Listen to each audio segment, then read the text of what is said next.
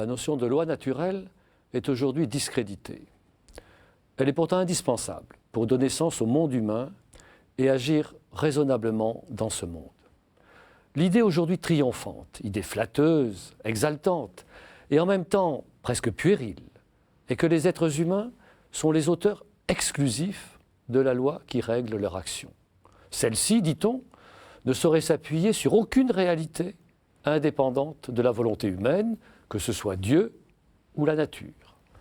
Le progrès irréversible de l'homme moderne, pensons-nous, a consisté à passer de l'hétéronomie à l'autonomie, de la règle gagée sur autre chose que la volonté humaine, à la règle résultant exclusivement de la volonté humaine.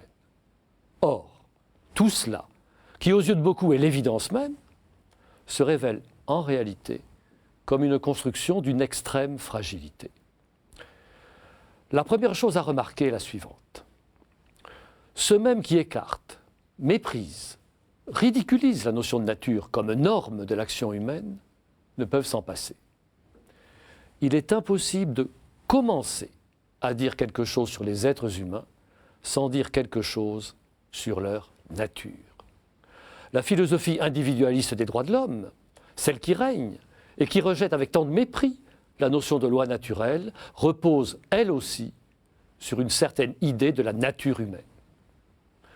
Dire que nous sommes des individus titulaires de droits, c'est dire que ces droits nous appartiennent par nature, qui ne résultent donc pas de l'arbitraire humain, et que nul arbitraire humain ne peut nous en priver.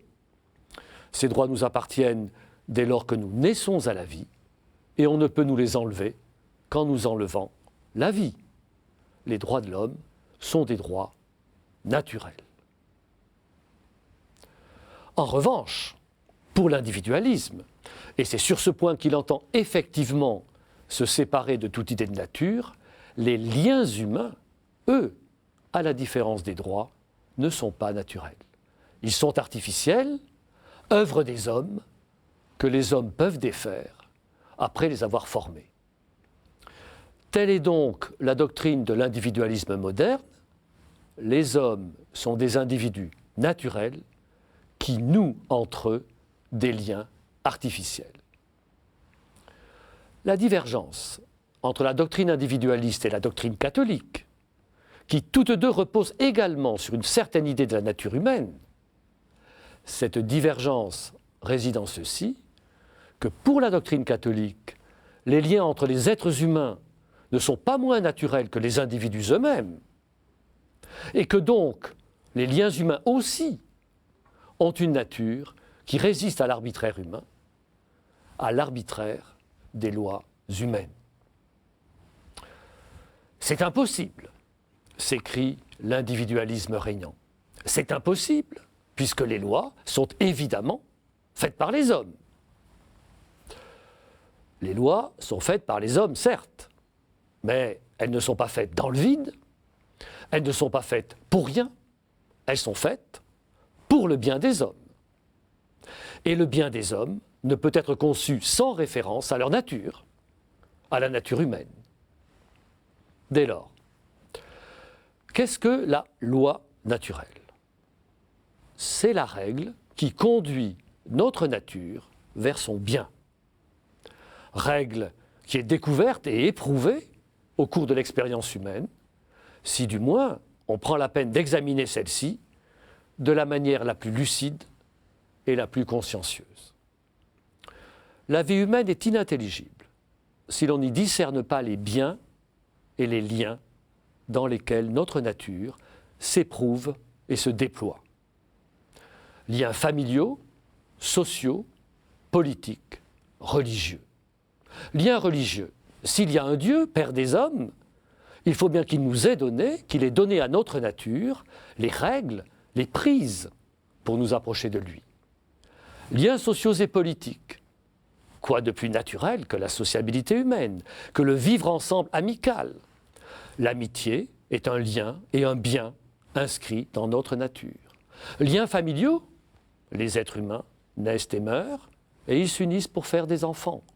La naissance, la mort, la différence sexuelle et la différence des générations sont autant d'articulations naturelles du monde humain, naturelles puisque nous n'avons aucun pouvoir sur elles. Nous pouvons regimber, rêver, prétendre, la vie humaine continuera d'être ordonnée et de trouver sens selon la naissance et la mort et selon la différence des sexes et des générations.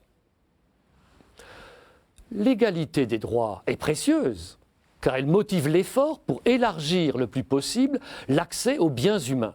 Mais les droits ne remplacent pas les biens. Pour qu'il y ait des droits, il faut qu'il y ait des biens. Et ces biens, nous ne pouvons pas nous les donner à nous-mêmes, nous devons les recevoir de la nature. Nous pouvons choisir nos amis, mais notre capacité d'être amis, nous la recevons de la nature et de l'amitié de son auteur. La tentation aujourd'hui est d'oublier que les biens humains sont reçus avant d'être voulus. La tentation aujourd'hui est de construire une immense machine, lois et techniques, qui distribuerait les biens comme si l'homme pouvait les produire, c'est-à-dire produire sa nature. Vaine entreprise, qui ne peut amener qu'un ordre social parodique. Mais, sous la tyrannie de la loi, la générosité de la nature reste intacte.